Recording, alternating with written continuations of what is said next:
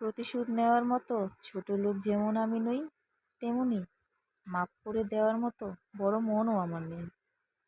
আমি সবটুকু নালিশ শুধু একজনের কাছেই জানাই, যার কাছে সব কিছুর হিসাব থাকে, যে সব কিছু জানে, যার বিচারে কেউ ছাড় পায় না।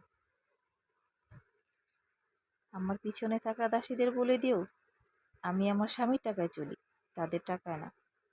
বদনাম করো কিংবা সুনাম করো, আমার একটাই স্বপ্ন ছিল, নিজের খাইবা, আমার গীত গাইবা। ভালো তো তখনই লাগে যখন শুনি শ্বশুরবাড়ির কিছু লোক আমায় নিয়ে শুধু ভাবে না, মিটিংও কর। মুখ ফিরিয়েছ, ঘুরিয়েছ, ভালো কথা, তবে আর কখনো মুখ ফিরাইতে আইসো না, নয়তো কঠিনভাবে অপমানিত হবে। ধন্যবাদ।